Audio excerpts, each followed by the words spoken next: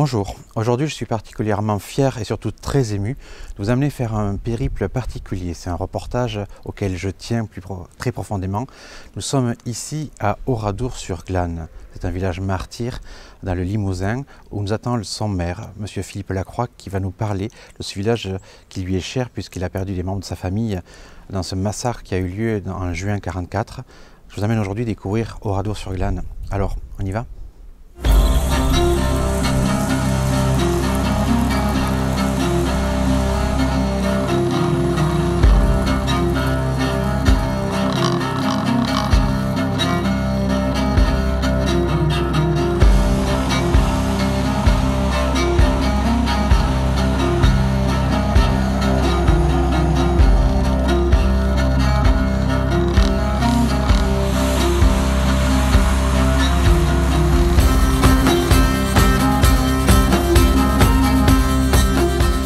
Là, Philippe, vous nous avez amené à un endroit stratégique, je présume, pour commencer. Absolument, oui. Alors, c'est effectivement la rue principale. C'est cette rue qu'ont empruntée les soldats SS de la division d'Österreich quand ils sont arrivés à Oradour le 10 juin 1944. Donc, Robert Ebras, qui est notre dernier rescapé, habitait cette maison qui est juste à côté. C'est lui qui nous a expliqué ce qui s'était passé, ce qu'il avait vu. Or, en fait, sa maman était en train d'essuyer la vaisselle, il était 14 h, donc on était à la fin du repas, on était au mois de juin, donc les gens mangeaient plus tard. Il était descendu ce week-end-là, il travaillait à Limoges. Et quand les premiers soldats SS sont arrivés, sa maman lui a dit « Va te cacher parce qu'ils vont t'amener en Allemagne ». Parce que la peur du service du travail obligatoire. Et il a dit « Mais moi, mes papiers sont en règle, je travaille à Limoges, donc il ne s'est absolument pas affolé ». Il avait son copain Martial Brissot qui était juste à côté de lui. Martial Brissot lui a dit « Je vais me cacher ». Donc lui a pris peur, il est monté dans sa maison qui était dans le haut du village d'Oradour, il est passé devant le maire et l'instituteur qui lui ont dit « Où vas-tu comme ça ?» Et il a dit « Je vais me cacher. » « Eh bien demain tu nous diras où était ta cachette. » Ça prouve effectivement que les gens n'avaient absolument pas peur et pensaient qu'ils ne risquaient rien. On était 4 jours après le débarquement. Dans l'esprit des gens, la guerre était finie. La guerre était finie. Et à ce moment-là, donc, les véhicules SS sont arrivés, ont continué d'arriver. Ils ont pris position dans le haut du village et ils ont entouré la totalité du village. Il y en avait par cette rue-là, par l'entrée sud. Et ce qu'il faut savoir, c'est qu'ils ont pris position sur tout le tour du village. Ils sont rentrés dans les maisons, ils ont demandé aux gens de se rendre sur la place du Champ de Foire. De manière très simple, il disait simplement, c'est Robert Ebras qui m'a expliqué tout ça, il disait simplement place, place, place. Rendez-vous sur la place. Et quand Robert Ebras, sa mère et ses 2 sœurs se sont rendus sur la place, eh bien, ils ont vu arriver aussi des gens qui venaient de l'extérieur parce qu'ils ont emprunté la route d'un petit village d'à côté, la route de Saint-Victurnien, et les gens qui se situaient à proximité d'Oradour, qui habitaient dans cette direction, ont été amenés également sur la place du Champ de Foire et ont péri dans le massacre d'Oradour. Voilà. La place, c'est ici? La place du Champ de Foire, elle est un peu plus bas. On va s'y arrêter tout à l'heure. Mais là, c'est un lieu symbolique, parce que c'était le lieu de l'habitation de Robert Ebras. C'est là où il a vu, effectivement, malheureusement, ce qui se préparait. Je crois qu'il y avait une volonté très claire, c'était de ne pas effrayer la population. Je crois que ce qu'il voulait surtout, c'était neutraliser les gens, ne leur pas faire peur, parce que si ça avait tiré dans tous les sens, les gens seraient partis, ils auraient fui. Or là, l'objectif, c'était surtout de les rassurer, de ne pas les inquiéter. Et voilà, après, je vous expliquerai effectivement leur procédé sur la place du Champ de Foire. On y va? On va y aller, tout de suite. Là, Philippe, c'est la deuxième place. Voilà, c'est le lieu où la population était rassemblée. Alors, il faut dire, et je voudrais le rappeler au départ, c'est que si on regarde les méthodes utilisées par la division d'Österreich, méthodes utilisées en Europe de l'Est, c'était exactement cette méthode-là. Ça veut dire qu'on rassemblait la population, on la répartissait dans des lieux, on l'exécutait et on faisait tout brûler. C'est un système qu'ils ont utilisé à Oradour le 10 juin 1944. Donc ici, sur cette place, la population était rassemblée. Donc vous aviez les hommes, les femmes. Les enfants sont ensuite venus des écoles, puisque les enfants étaient à l'école ce jour-là. C'était la particularité qui fait qu'il y a eu beaucoup de victimes et beaucoup de familles se sont retrouvées sans enfants, même des villages sans enfants, puisque les enfants étaient à l'école ce jour-là. Le maire est arrivé en voiture. Alors je parle de ça parce qu'il y a une voiture qui est ici. Oui.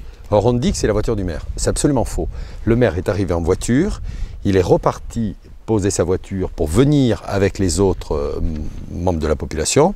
Cette voiture, c'était la voiture de M. Texereau. C'est une voiture qui gênait, effectivement, qui était au milieu de la rue et qui gênait au moment du déblaiement des malheureuses victimes et qu'on a amenée ici et qui n'a jamais bougé. Elle est toujours restée là. Donc là, au départ, vous aviez l'ensemble de la population. Il y a un officier allemand, SS, qui s'est approché et qui a demandé effectivement donc, qui était le maire. Donc le maire s'est avancé, ils lui ont demandé de désigner des otages. Il n'a pas voulu désigner d'otages parmi la population, il s'est désigné avec sa famille. Donc il y a eu un moment d'attente, ils ont pris la direction de l'hôtel de ville, puis effectivement ils sont revenus. Donc là, la population ne s'inquiétait pas outre mesure, mais il commençait à y avoir une certaine inquiétude. On pense que les officiers SS l'ont ressenti, puisqu'à un moment donné, il y en a un qui a dit, voilà, à Oradour il y a des armes, nous allons les rechercher, et les personnes qui n'ont rien à se reprocher seront relâchées. Donc là, soulagement général, les gens se sont dit, bon voilà, puis bon, les gens pensaient qu'ils risquaient rien, il faut savoir. Je crois qu'ils ont surtout cherché à neutraliser la population.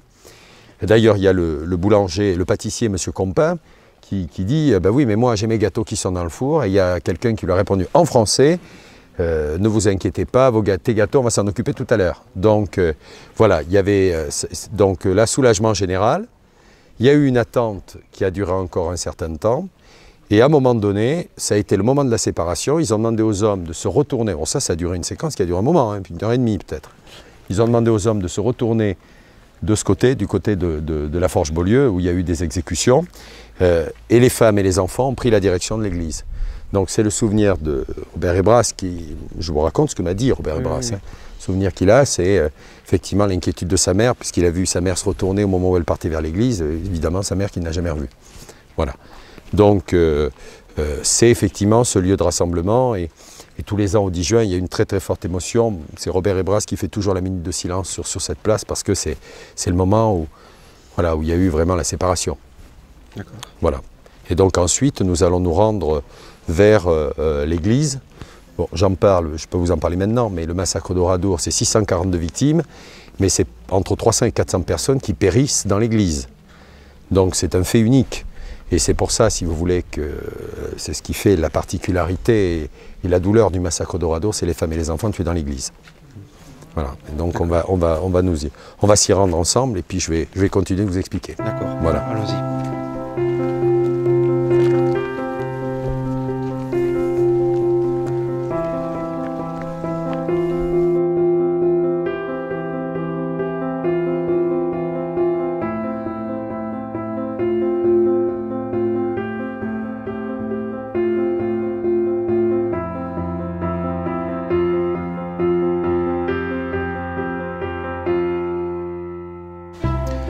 Là, nous sommes donc à l'intérieur de l'église.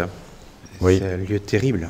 Alors oui, c'est un lieu terrible. Ce qui s'est passé ici repose sur un seul témoignage. Il y a eu une seule survivante, une seule rescapée, Madame Roufanche, qui est décédée maintenant en 1988. Elle avait 90 ans, et c'est elle qui a raconté ce qui s'est passé ici. Donc il faut savoir que quand les femmes et les enfants sont arrivés dans l'office religieux, il y avait bien sûr en plus tout le mobilier. Ici, c'est entre 300 et 400 personnes, donc des femmes et des enfants. Il y avait un seul garçon adulte, c'était le fils de l'instituteur, mais qui était retardé mental et qui avait voulu absolument venir avec sa mère. Ici, Madame Roufanche a expliqué, il y a son témoignage, elle a expliqué ce qui s'était passé. Donc les soldats SS sont arrivés, ils ont posé une caisse, de cette caisse dépassaient des mèches. Ils ont allumé les mèches, ils ont fermé la porte de l'église. Donc, ces mèches sont sorties de la fumée et les gens ont commencé à étouffer, à suffoquer. Je crois que c'était l'objectif. Et puis, sous l'effet de la chaleur, les vitraux ont explosé. Donc, il y a eu un appel d'air. Donc là, ils ont vu effectivement que les vitraux avaient explosé. C'est là où ils sont rentrés et ils ont tiré sur tout le monde. Ils ont tiré sur tout le monde. Madame Roufanche, elle se trouvait à côté du maître-autel, juste là-bas. Ils ont tiré ici, puis ils sont descendus aussi juste en dessous de l'église. Et il y avait des gens qui étaient cachés dans la sacristie, ils ont tiré effectivement par le plancher. Ensuite, imaginez un peu bon, les gémissements et autres, et ils ont mis le feu. Madame Roufanche a vu sa fille sortir de la sacristie ensanglantée, et c'est à ce moment-là où elle a pris la décision de partir, mais bon, c'est l'instinct de survie. Elle est passée derrière le maître-autel, les vitraux ayant explosé, elle a sauté juste derrière, elle a été suivie par une maman et son bébé. Le bébé a crié et une sentinelle est arrivée, a tué la maman et le bébé. Ils ont tiré sur Madame Roufanche, elle a été très grièvement blessée, elle s'est faite passer pour morte et elle a été retrouvée le surlendemain dans un carré, dans un jardin juste à côté, grièvement blessée, mais elle a pu effectivement s'échapper au drame. Voilà. Donc ce qui s'est passé ici repose que sur un seul témoignage. Il y a eu un seul corps qui a pu être identifié. Un seul corps dans le confessionnal qui se trouve juste en face. C'est un papa qui a reconnu le corps de son fils parce qu'il lui avait réparé la veille son couteau avec une pointe et dans la poche du pantalon, ils ont retrouvé le couteau. Voilà. Donc vous voyez ici, c'est ce que je vous expliquais tout à l'heure, ce sont des méthodes qui ont été utilisées en Europe de l'Est par la division d'Asraïch. Si on regarde un petit peu l'histoire de cette division sanglante, eh bien c'est ce qui s'est passé ici, c'est ce qu'ils ont fait ailleurs, malheureusement. Voilà. On a d'autres lieux, je crois. Oui, il y a eu d'autres lieux, effectivement. Il faut savoir que la division d'Asraïch, la veille, elle était à Tulle. À Tulle, elle a pendu 99 personnes. Donc, le 9 juin. Et le lendemain, c'était Oradour.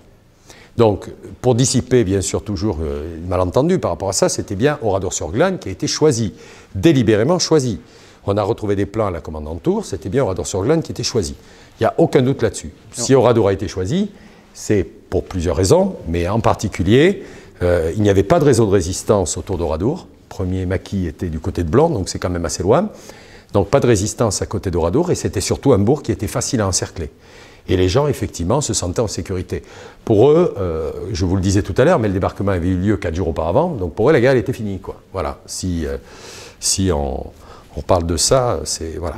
Ce qu'il faut savoir ici, ce que vous pouvez remarquer, c'est que le feu s'est concentré sur la partie centrale, vraiment sur la partie centrale, parce que vous regardez qu'effectivement le confessionnal n'a pas brûlé, et ici également la petite chapelle. Donc c'est un lieu très symbolique qui va faire l'objet justement d'une rénovation particulière, parce que vous le voyez ici, c'est ce que j'ai reçu des médias le mois de juin là, qui m'ont interrogé là-dessus. Vous voyez qu'effectivement il y a des pierres qui menacent effectivement de tomber. Bon, c'est un édifice qu'on souhaite absolument protéger. Encore une fois, ici, la particularité, c'est consolider sans dénaturer. Voilà. Et donc, c'est compliqué, mais je crois que, vous savez, comme je dis souvent, c'est lorsque le paysage disparaît, c'est toute la mémoire qui s'efface. Donc, je crois qu'il est nécessaire de conserver un lieu comme Oradour. C'est indispensable pour que les jeunes générations n'oublient pas ce que l'homme peut faire quand il oublie les valeurs d'humanisme, de tolérance et de dignité. Voilà.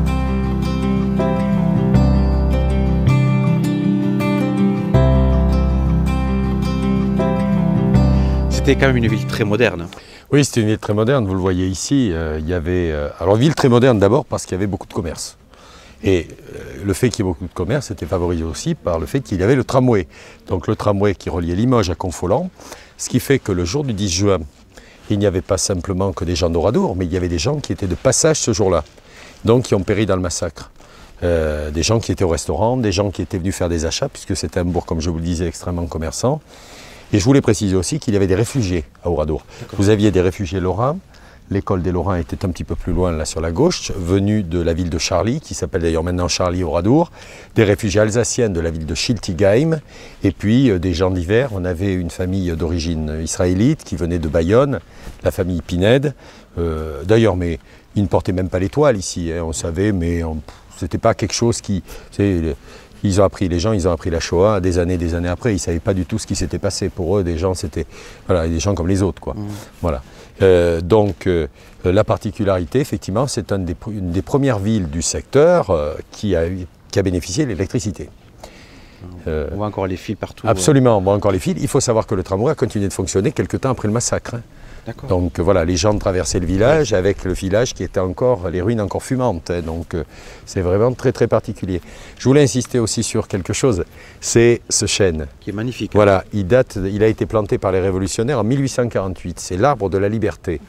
Et c'est vrai qu'il est droit et il est un peu le symbole de cette République qu'il doit vivre et de cette vie qui doit se poursuivre. Voilà, je crois que c'est... Et il servait en fait de panneau d'affichage. Vous avez vu tout à l'heure, on a vu des clous. Hein, donc c'est vrai qu'il y avait... Les affiches étaient sur ce... Ben, vous savez, la sortie de l'église avec les cafés, c'était le lieu de rassemblement, donc il servait de panneau d'affichage. Voilà. Et là, c'est une place en fait aussi. Oui, c'est une place. Ben, vous savez, à la sortie de l'église, qu'est-ce qu'on faisait? On allait souvent au café, on allait discuter. Regardez, vous avez le café ici, un autre en bas. Bon, c'était vraiment un lieu un lieu de rendez-vous, hein, qui s'est d'ailleurs poursuivi même après la guerre, dans les années 50, les années 60, c'est un petit peu moins vrai aujourd'hui, mais ça a toujours été un lieu particulier. Quelque chose qui pourrait vous interpeller, c'est que l'église, elle n'était pas au milieu du village, elle est à l'entrée du village. Et dans le nouveau bourg qui a été reconstruit, elle est également à l'entrée du village. Voilà, souvent l'église est au milieu et là elle est à l'entrée du village. Voilà. Donc, dernier lieu important, ils sont tous importants dans le village, mais ici c'est marquant, je veux dire. Alors voilà, c'est la fameuse Grange Lodi, c'est dans ce lieu de supplice où 6 hommes ont pu s'échapper. Parmi ces 6 hommes, il y avait Robert Hébras, Marcel Dartout, Yvan Roby, Mathieu Bory, Clément Brossaudier et M. Poutaro. Monsieur Poutaro qui a perdu la vie après s'être échappé de ce lieu de supplice et qui a été abattu par une sentinelle un petit peu plus haut en allant vers le cimetière. Voilà. Donc ici 5 hommes ont eu la vie sauve. C'était donc, je vous en ai parlé tout à l'heure, mais le lieu où il y avait le plus de personnes. Donc il y avait environ 60-70 personnes. C'est un lieu qui avait une particularité de posséder des ouvertures parce qu'il y avait des clapiers qui étaient juste sur le côté.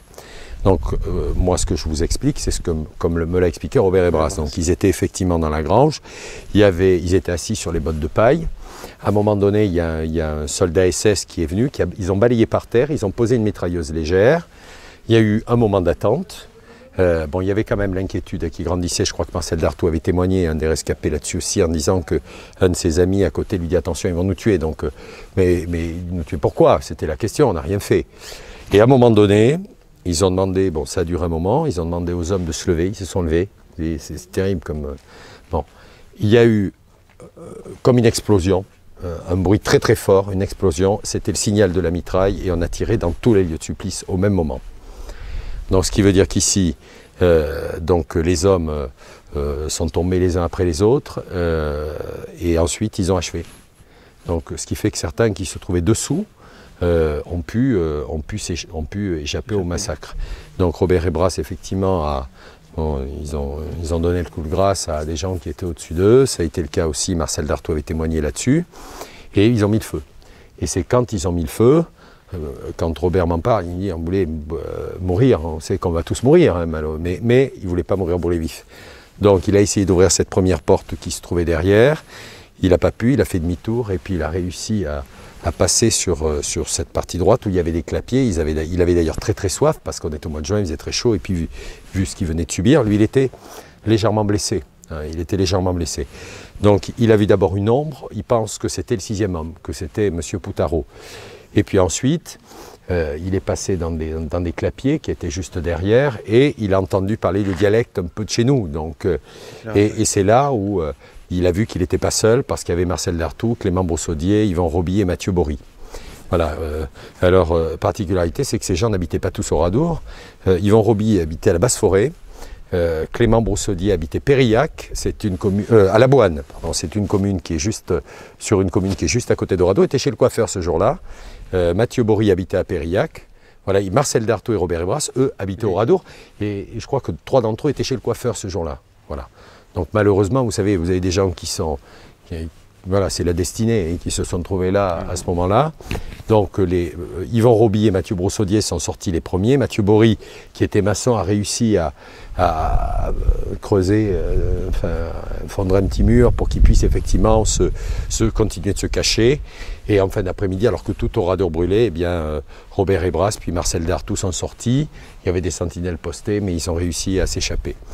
Par contre, je veux revenir là-dessus, personne ne pensait qu'ils avaient tué les femmes et les enfants. Ça, il faut le savoir, personne ne pensait ça.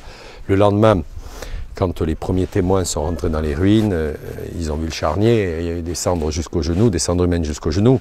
Et Robert Hébras nous le dit souvent quand il présente à des groupes, le lendemain, on pensait retrouver les femmes et les enfants. On ne pensait jamais qu'ils avaient fait ça. Voilà. Oui. Et on sait pourquoi? On sait simplement que la défaite approchait et que, vous savez, c'est comme une bête, quand elle essaye de faire un exemple, et ils ont essayé effectivement de faire un exemple, et l'exemple est tombé sur Oradour, voilà, c'est tout. Mais il faut savoir que la division d'Asrach on est en train de créer ce qu'on appelle un chemin de mémoire en Nouvelle-Aquitaine. Elle est passée dans plusieurs lieux. Donc il y a eu des déportations, il y a eu des exécutions de résistants, il y a eu Tulle, les 99 pendus. Et puis il y a Oradour, le 10 juin, 642 victimes. Voilà. Donc voilà. Ce qu'il faut savoir ici, c'est que le drame, il a été surtout pour les mères qui ont perdu leurs enfants. Je crois que ça a été surtout ça. Il y en avait qui avaient des enfants uniques, hein, et qui les ont envoyés à l'école ce jour-là, qui ont perdu leurs enfants. Elles ont beaucoup culpabilisé. Le docteur Lapuelle, qui a été maire, j'ai bien connu puisque j'ai commencé mon mandat municipal il y a très longtemps avec lui. Le docteur Lapuelle, qui a été médecin, qui a été confident des familles, a pu en témoigner de ça, de la douleur des mamans, mais qui a pu faire accepter aussi cette volonté de faire revivre Oradour après. C'était peut-être un des mieux placés pour le faire. Oui. Donc voilà.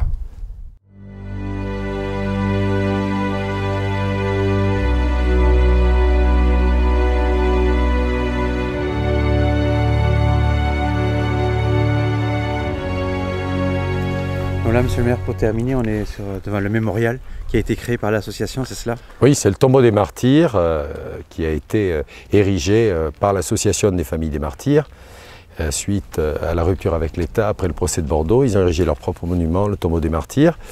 Bon, maintenant les relations sont bien sûr très différentes, hein, et sont très bonnes relations avec l'État, mais il y a eu une période quelque peu compliquée, j'en ai expliqué un petit peu tout à l'heure. Donc ici, vous avez les cendres des victimes, c'est un lieu vraiment de recueillement. Vous voyez que les familles, beaucoup de familles ont déposé des plaques. Vous avez également la liste des différentes victimes du massacre d'Oradour. C'est ici que se déroule le dépôt de gerbes, les différents dépôts de gerbes.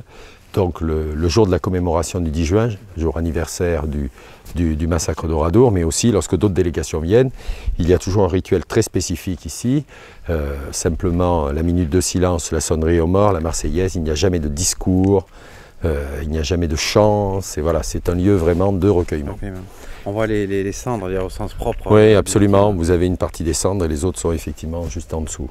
Voilà. Ici, il faut savoir que, c'est pour terminer un peu que je vous dis ça, mais quand on visite Oradour, je crois qu'il faut repenser toujours à ce terme du général de Gaulle, ce mot qu'il a utilisé, on vient en pèlerinage. Je crois que quand on vient à Oradour, on vient en pèlerinage. J'avais insisté, j'insiste des fois, moi je comprends la jeunesse, je comprends effectivement, bien sûr, mais j'insiste des fois quand il y a, c'est pas le cas du tout aujourd'hui, il y a beaucoup de recueillement dans les ruines aujourd'hui, mais parfois il peut y avoir un peu d'indiscipline. J'insiste toujours là-dessus, je leur dis voilà, on est dans un lieu spécifique et où il faut avoir une tenue spécifique, voilà, c'est tout. Ici, c'est un drame national et je crois qu'il faut en conserver le souvenir, il faut en conserver aussi cette image de recueillement et de dignité. Voilà ce que je voulais vous dire. Je suis d'accord avec vous en tout cas. Merci pour l'accueil. Merci beaucoup à vous. Merci beaucoup. Vous faites et puis merci de m'avoir permis de vivre ce moment d'émotion, c'est la pure émotion. Pour moi, c'est un devoir et ça le restera bien sûr tant que je serai maire de cette commune. Ça l'est pour moi aussi. Merci beaucoup. Merci à vous. Merci encore. Merci.